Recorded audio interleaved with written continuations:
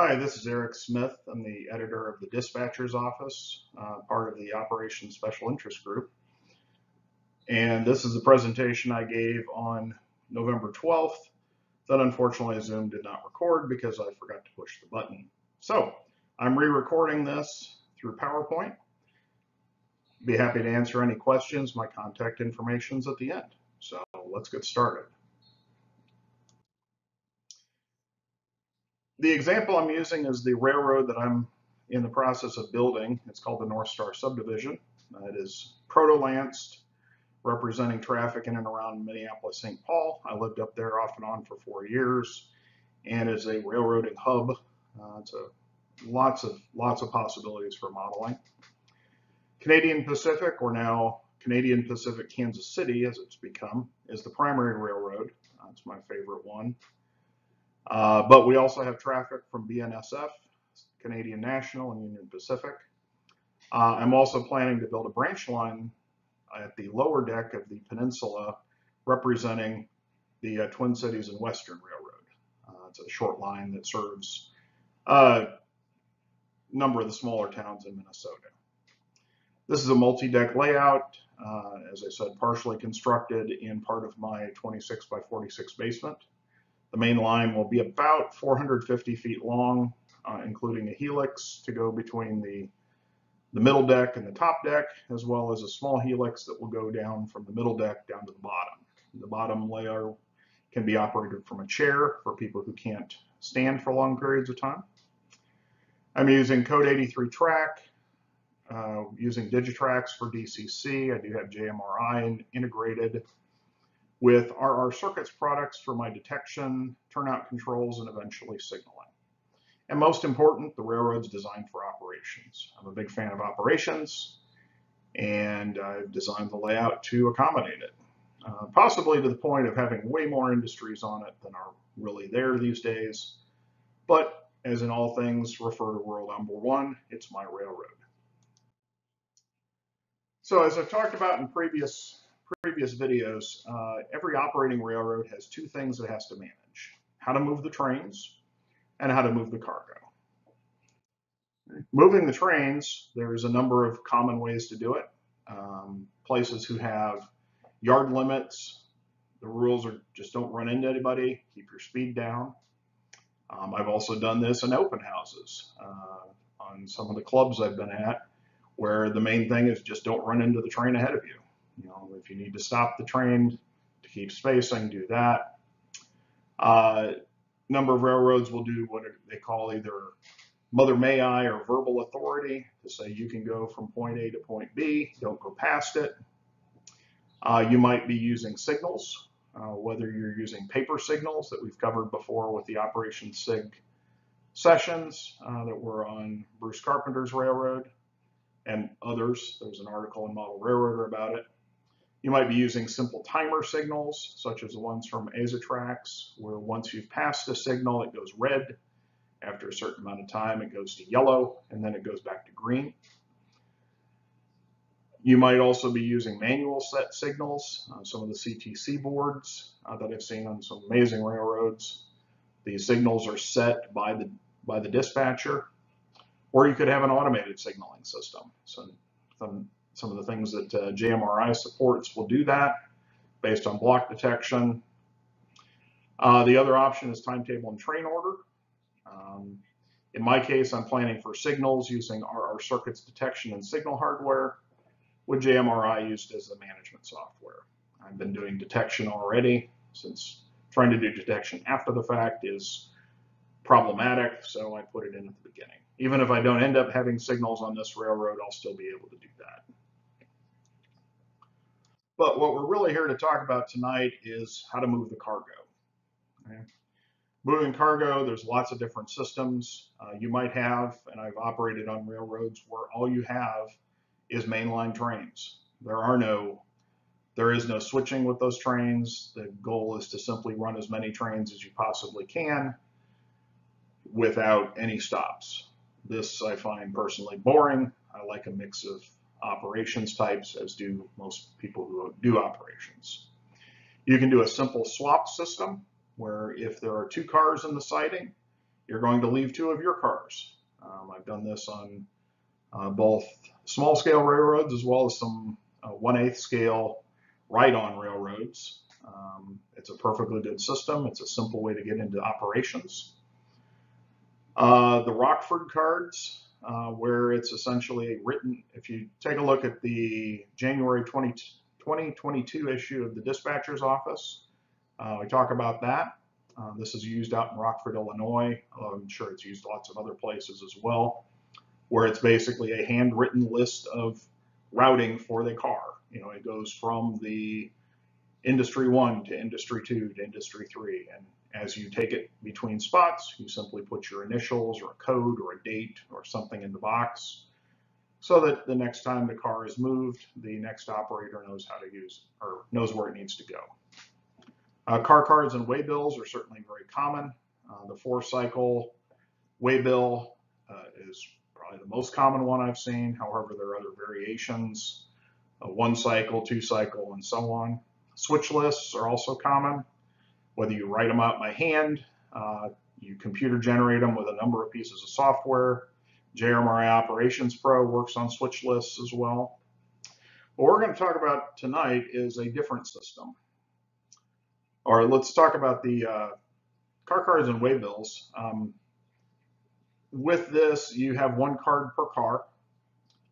People will add photos, lots of extra details, such as you are moving a carload of pianos from the Steinway factory in whatever town, New York, to Joe's Pianos in Seattle, Washington.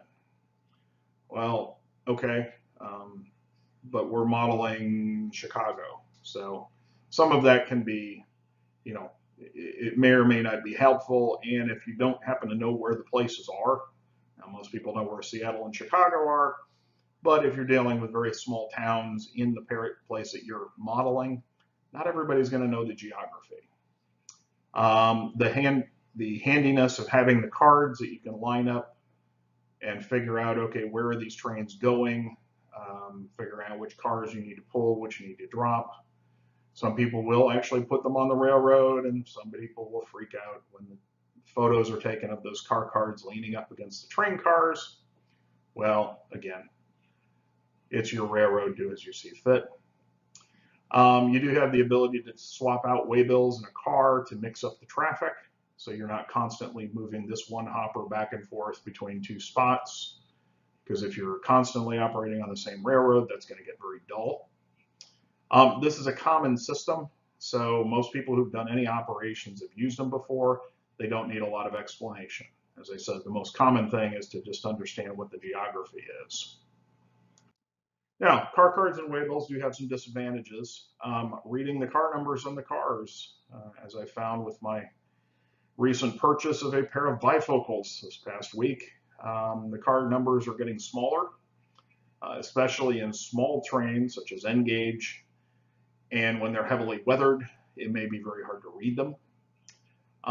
Reconciliation process after a session where you're going back each industry, each track, making sure that the card matches with the car in every single spot. That takes longer if you're having to match car numbers.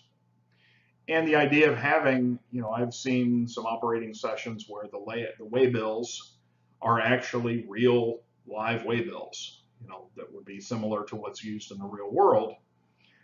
Well, the fact is, most of that detail is going to get lost on most operators, because all we're looking at is, what do I need to do with this card today? This car is going from this yard to this industry that I can see. When it leaves this industry, it goes on this train and disappears into staging. That's all I'm really doing in the railroad. So sometimes, while the detail may be accurate from a historical standpoint, sometimes it's going to get lost, and it can actually add to the confusion from some people. Again, it's your railroad. You do as you see fit, but just be understanding that not everybody's going to appreciate all the detail that you put into your cards. So one of the systems I've learned about in the past few years is what's called the car order system. Now, this is not my system. I'm not claiming ownership of it. I don't know who officially originated it. However, um, Mike Wolf, Hank Tenwald, both out of, I believe they're both from the Grand Rapids, Michigan area, and a gentleman named Earl Hackett have published and spoken on it before. There's an article about it in the dispatcher's office. There's also a discussion group, groups.io/G, search for car orders MRR. It's not an active discussion group, but they do have a number of sample files up there. So this has been around for a while. I learned about it a number of years ago on a local railroad owned by a Dan Heinel called the Rail Express. That's a very large switching layout that has the unique distinction of being in 3 different National Model Railroad conventions because Dan has moved it to its 3rd location now, and each time he's expanded it, and he uses this system, and there's a number of railroads around here and in Grand Rapids that also use it. So the idea of this system, it is a simplified system, okay? This is taking out some of the details that are not terribly important for a typical operating session. It focuses on car types. And we'll talk about what a car type can be, but it can be simple as box car, hopper, or coal hopper, open top hopper, flat car, or it can be very specific to say this needs to be an unloaded bulkhead flat car or a loaded bulkhead flat car. It focuses on the car types that are needed and the industry spots and needs that you have on your railroad. You can add new cars without any more paperwork because, again, the paperwork is based on the industries and the spots that you have. It is not prototypical. Railroads don't just move random cars to places, right? They move a car, a specific car with a specific cargo to a specific industry, okay? Perfectly fine. That's how they do it in the real world because they actually have a business. This is a simulation. This is an option to trim out some of the details that not everybody is going to appreciate. Now, it is an uncommon system. It does need a little bit of explanation in briefings, especially for your yard masters. However, it is very easy to pick up. Dan in particular has hosted, I think he's up into the hundreds of operating sessions and people pick it up very quickly. So let's get into the system here. Now, some of these things are the same as on any railroad. You're going to have different train types. You're going to have run-through trains.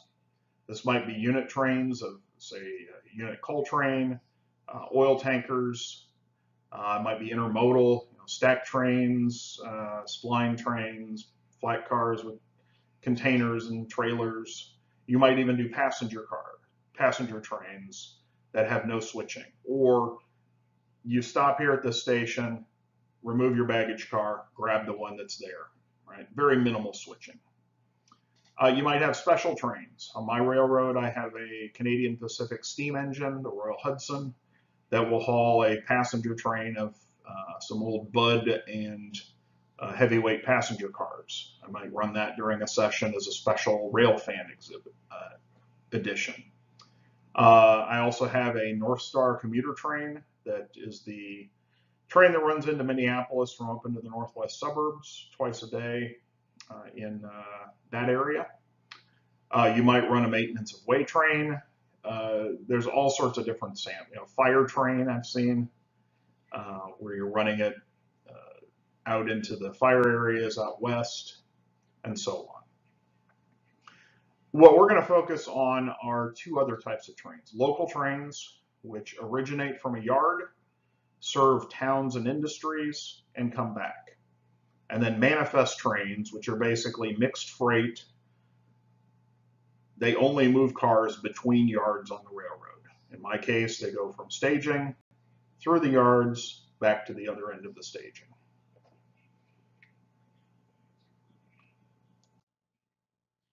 So in this case, and apologies to people that I put my railroad backwards, trains are going to start from one of the staging yards on either end, or the locals are going to start from one of 4 yards along the way. Shoreham North Yard, which is a mix-up of BNSF's Northtown Yard and the Shoreham yards of Canadian Pacific.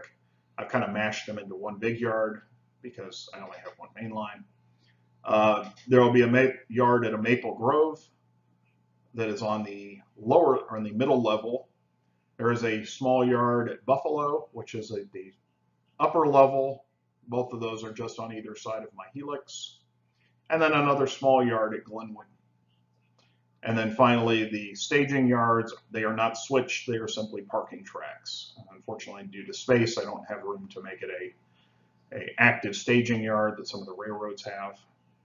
At the moment, my railroad is only built from, I have St. Paul Park, South St. Paul, Shoreham North, and then we go into the helix, and then basically go to Glenwood and then to West Staging. The peninsula I'm going to be adding, we'll be adding these additional towns, as well as the lower deck branch line that connects at New Brighton and then runs down to those 4 locations that I've marked on the lower part of the chart. So in my case, the manifest trains we talked about, which are, they only move cars between the yards. The manifest trains are basically the, let's call them the mixers. If you don't have these manifest trains, then effectively cars would go out from a yard to an industry, come back to the same yard, repeat, repeat, repeat. They would never actually travel the railroad. And from, while we're trimming down the simulation, we do want to have the idea that a car is leaving an industry and then going somewhere else, right? Whether it's a loaded car, an unloaded car, it's not just going to bounce back and forth between a yard. So the idea of the manifest train, sometimes called a yard transfer, whatever, is to mix up the cars on the railroad, to get different cars out to different industries, to provide some variety.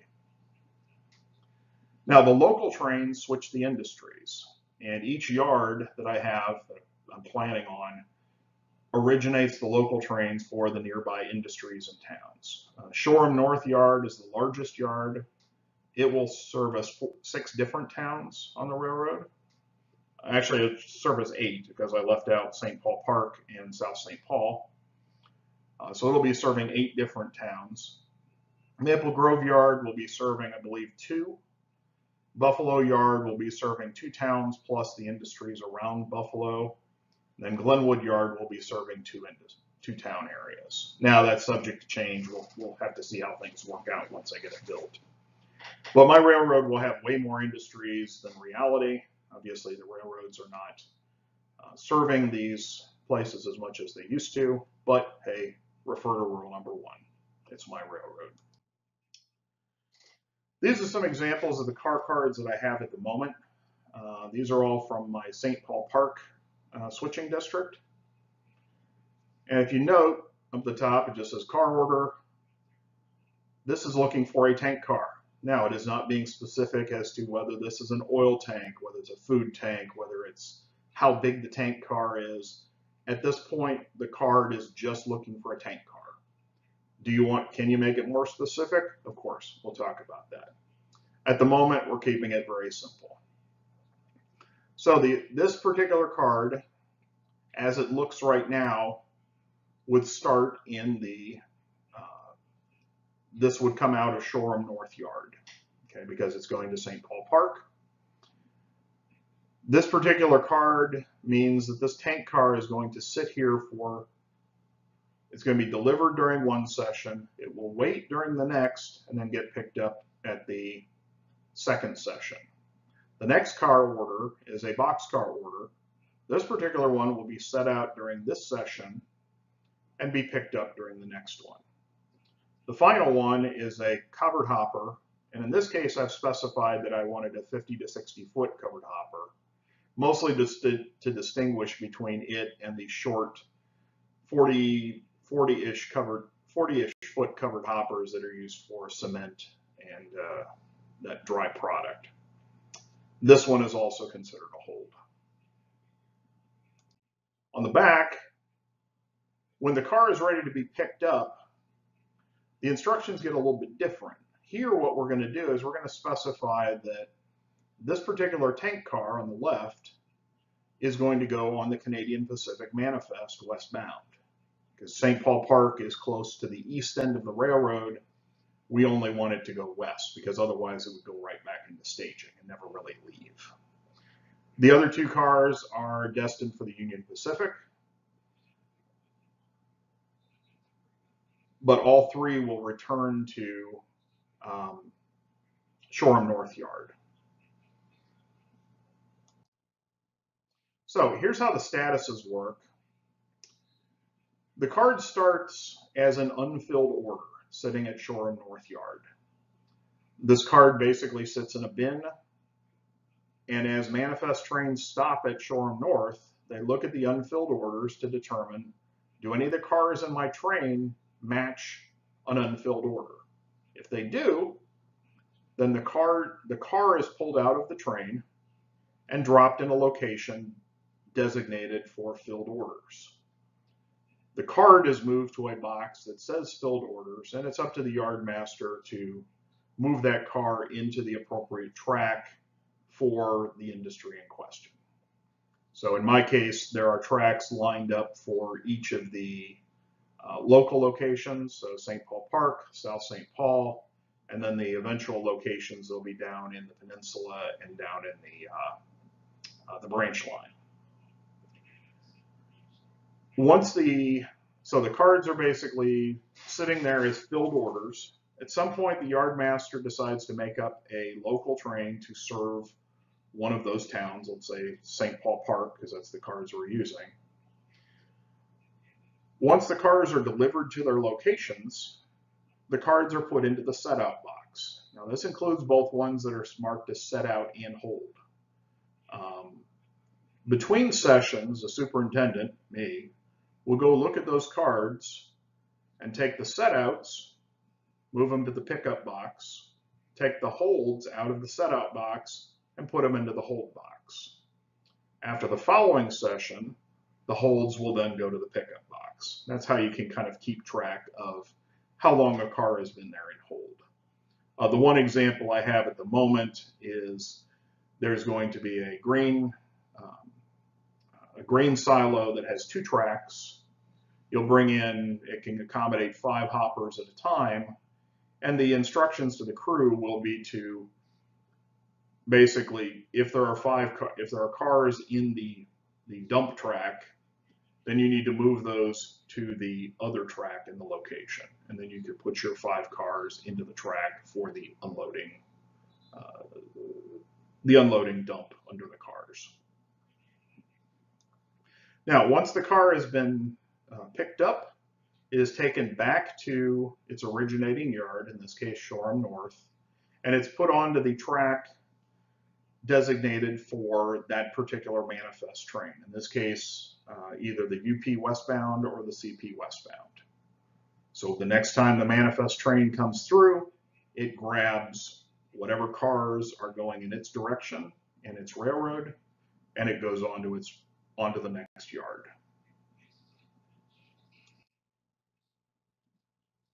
Now the manifest trains, and I have 4 of them. I have a CN, CP, UP, and BNSF. They currently go in one direction in a 12-hour session. Basically, the way they're laid out, because I have 8 tracks of staging, I basically have 2 going in each direction, try to bounce back and forth so I don't have too many trains in one direction.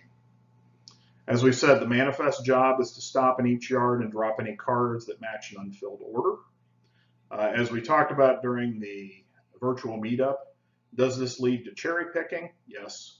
However, the trains are only going to be 15 cars long, so it really doesn't take that much time. I've seen this done on other railroads that use the system, and they're running much longer trains, and it doesn't take much time at all. In a larger yard, you'll have the benefit of having a yard crew there to help move cars. But like I said, this is how the system works. Besides picking up, besides dropping off any unfilled order cars that match, they're also going to grab anything that matches their road name and going in their direction. So CP, CN, UP, BNSF, westbound or eastbound. Now, the important thing is that the cards do not leave the yard. The cards basically go back and forth between the yard and the industry. But the manifest trains are simply moving cars around. They don't take cards with them. Those cards remain at the yard or obviously at the industry when they've been dropped off. Now, like I said, depending on the size of the yard, you may have a local yard crew to help. You may have to do it yourself. You may grab a switch engine. Whatever is the most convenient way to do it. But like I said, this typically doesn't take very long. You just flip through the cards, look for what you've grabbed, pull them out, put them onto the appropriate tracks, and then be on your way.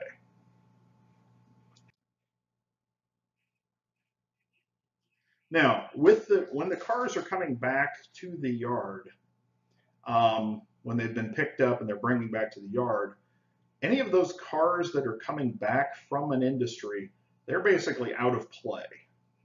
Okay, they cannot be used immediately. They have to be put onto a manifest train going somewhere, either east or westbound. Okay. And this basically gives you that simulation of the car being delivered to another industry, either somewhere off the layout or potentially on the layout. For instance, I have the 2 yards right now, Shoreham North and Glenwood. It is perfectly reasonable for a car to be picked up at, let's say, St. Paul Park, returned to Shoreham North Yard, put on a westbound manifest, and to arrive at Glenwood and basically say, oh, you have a car that I need, and it can be dropped there and delivered to Glenwood. That's perfectly reasonable. But the idea is the car has to move at least from the yard it originated from somewhere out onto the railroad. And again, that gives you that rotation, that simulation of a load moving somewhere, either an unloaded car or a loaded car moving out of an industry somewhere onto the railroad. Now, in my case, I do have a couple of exceptions because Shoreham North or Shoreham Yard is close to the east end of the railroad. Any cars returning there, they only go westbound. Same thing at the other end, where Glenwood Yard is very close to the westbound staging. Cars returning there can only go to eastbound manifests. The other 2 yards, the directions will be assigned randomly. At the moment, there's only 1 manifest in each direction at a time. However, as I build out the railroad, if we find that we're getting too many cars backing up in the yards, we're getting too many locals done, then we could always double up the manifest so that CP will run in each direction during a session. And like I said, that's all kind of to be determined as I get the railroad built out. So let's talk through a quick example here. If we take one of the cars that I had, this box car that has an instruction, the box car order starts at Shoreham North Yard. The car order is to deliver a box car to St. Paul Park. So the car order is sitting at Shoreham North. A manifest train leaves east staging or west staging, comes into Shoreham North. The manifest engineer goes to the unfilled orders box, finds a boxcar order, looks at his train and says, oh, I have a boxcar, as well as other cars. He drops those in Shoreham North Yard in the designated location, picks up any westbound cars, and proceeds with his work.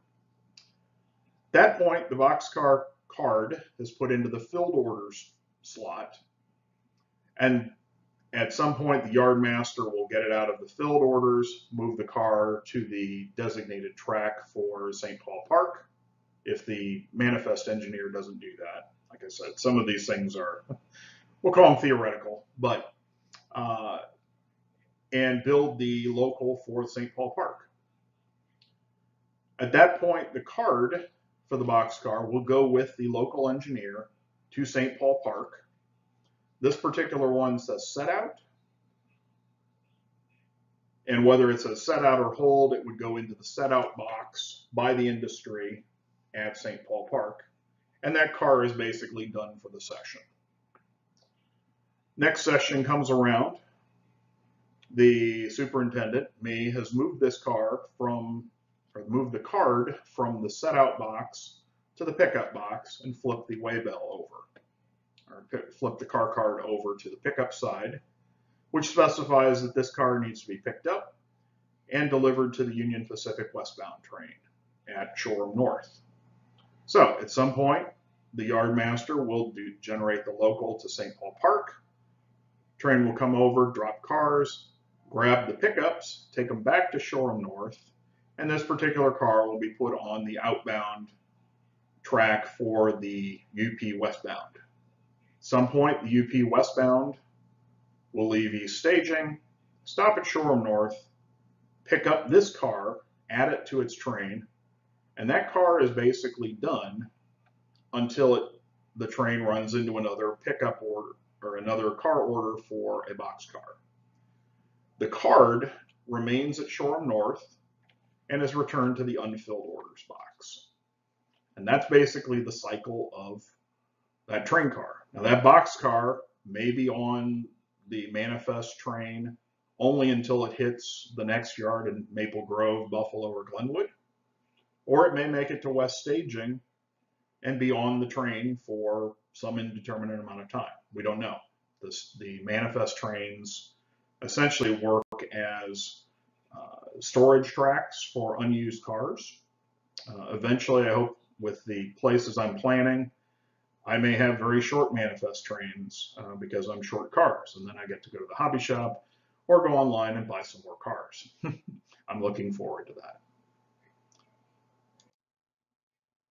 So now that we've walked through an example of how the cars move, we need to talk about how did we create car orders.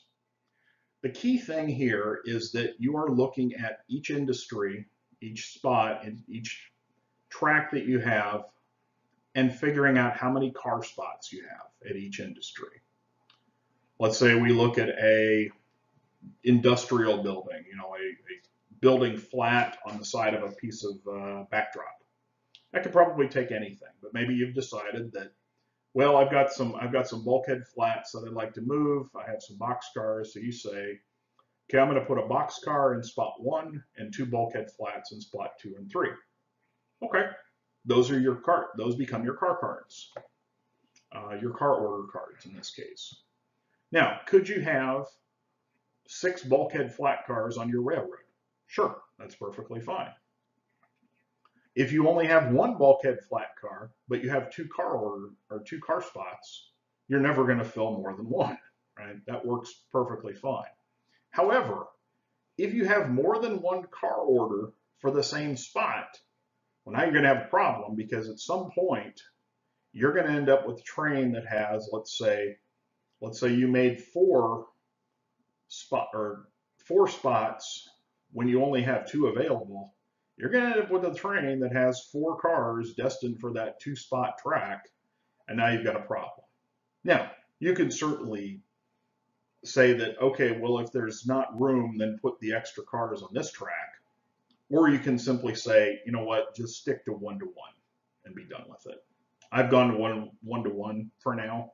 That seems like a simple approach.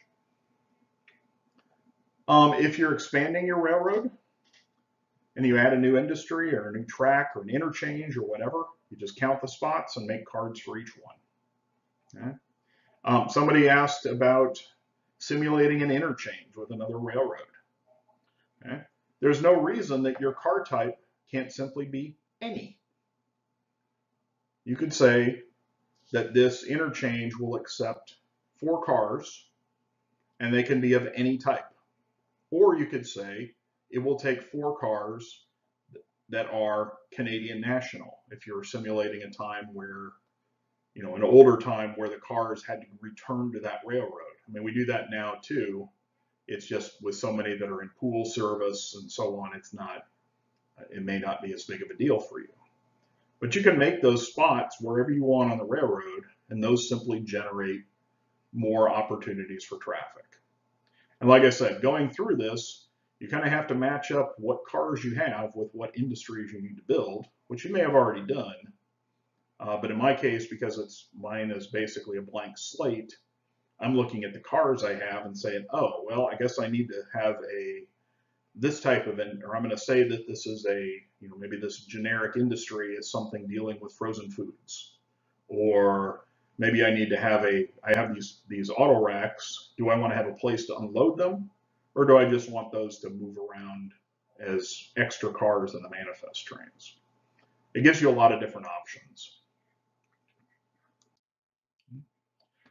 We talked about the car types, and they can be as specific or as generic as you want. Like I said, for starting point, I just started with boxcar. However, on Dan Heinel's railroad, I've seen 40-foot boxcar, I've seen 50-foot boxcar, I've seen 50-foot insulated boxcar, I've seen, reefer, I've seen, 57-foot reefer, 40-foot high cube. We talked about a tank car. Well, you can't put, as somebody discussed today in the virtual meetup, well, you can't put crude oil in a food tank hopper or a food tanker. That doesn't work. So you could make it specific to say this is a chemical tank car, this is an oil tank car, this is a food tank car. The key thing with this is it's got to be clear enough so that if I'm pulling up to the location and I'm trying to match this car, well, if I can't figure out if that tank car is an oil tanker versus a food tanker, well, then it's going to be confusing. Now, if it happens, I have some tank cars that say Cargill on them. Well, that's a food company. If they say Shell Oil, well, that's pretty obvious that it's a tank car. On some of the scale trains, tank cars, the industry code or the owner code are things like there are ones for Shell Oil or Valero or various different energy companies. It's perfectly reasonable to say this is an oil tanker prefix SHPX or ABCX. Now, if you get that specific, you may be straying away from the idea of a car type. However, it's your system, right? The idea is it's supposed to be flexible. And if you want to get it so that you know that you're taking an oil tanker to an oil location, okay, well, it gives you the flexibility to do that. You can also do things like unload and load ops. Coal hopper or an ore hopper would be a good idea. The last time I went to Minrail, there were several railroads where they pulled the loads out, and this is common with oil or with ore, coal, lots of different things, where they pull the load out and then it becomes an empty car, or you put the load in and drop it off. And it would look stupid to take a loaded coal hopper to a place that you're, like a flood loader, where you're loading up the coal hopper. So to say, I want a loaded coal hopper here, that could be your car type. But as long as it's clear to whoever's using it what you want, then it will work. And the other thing is this isn't restricted to just freight cars. You could do this with passenger cars. There's no reason you can't have a car order on a passenger car where when you pull in, you need to drop your sleeper and your diner because all you're taking is coaches to the next stop. And when the train comes back the other direction, well, now you put the sleeper and diner back on. You can do that with a car card. Now, your instructions might be a little bit different, but again, there's no restriction on how this system works. You can adapt it for however you want. You can also do this for intermodal cars. You could do it for a block of coal cars. Like you want, instead of doing one, your industry needs 12 coal cars. Okay, well, you could just do it as a block and treat that as one section of cars to drop off. It's as generic or as specific as you want. As far as supplies, the product I use is basically an Amazon Basics Clear ID badge holder. Okay, it's a clear envelope. Now this particular one, I've cut the corner off. This is what it looks like without. And then what I've done is I've put also from Amazon, floppy disk, it's about a 3-inch by 2-inch label. That covers the back. That way, when you have one with a waybill in it, or a car card, you can basically tell which side is active. So you're going to pop this off here, put it in, and then you can see that which side is active. The other side is blank. Steve Johnson, a friend of mine who also runs the same system, had the idea to cut off a corner of the pocket. Makes it easier to pull the card out, so you can flip it more quickly. I printed mine on paper initially. I would recommend printing on something heavier, like a heavy paper or a cardstock. But this is a very cheap way to do these. As I said, the badge holders they work out to about 15 cents a piece. The stickers are incredibly cheap, pennies a piece. So it's a very cheap option for the supplies. Now, while I'm using on my personal railroad, this system actually would work real nicely on a club layout, where you've got people moving cars willy-nilly. Here, it makes the reconciliation a little bit simpler.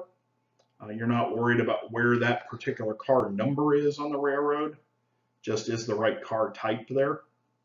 It could also work really, really well for modular railroads, where each module owner will identify the industry spots they have. And as long as you have a common vocabulary of car types, then everybody can make sure that you're bringing some of the right cars to run on the, let's say a Fremo setup, where you may have dozens or potentially hundreds of car spots to deliver to. It also makes it easy to add more cars, with the exception that if you've got cars that don't match your industries, they'll either never move out of your yard, or if you put them on a manifest train, they'll just endlessly circle your railroad, which may be just fine. It's really up to you how you use it. And again, this is not reality, right? This is not something that the real railroads use, but we're not working on real railroads. We're working on simulations. And if you're looking for an easier way to get into operations without maybe all of the detail, or if your people that operate on your railroad aren't willing to do that level of detail, well, maybe this is a good system for you. I'm looking forward to using it on my railroad as time goes on. If I decide that maybe it's not enough, I can always convert over to JMRI, traditional car cards. But like I said, I've seen this work on massively large layouts. It works just fine. It provides the right level of detail that I like. And as a result, I'm going to try it on my railroad. So, wanted to thank you for watching. If you have questions, you can contact me at either of the email addresses listed there. The discussion group is out on groups.io. And as I said, it's not an active discussion group, but there are sample files out there that you can download. And if you attended today's virtual meetup, I appreciate you attending. And our next event will be in December. Watch your email. Thanks again, and have a good day.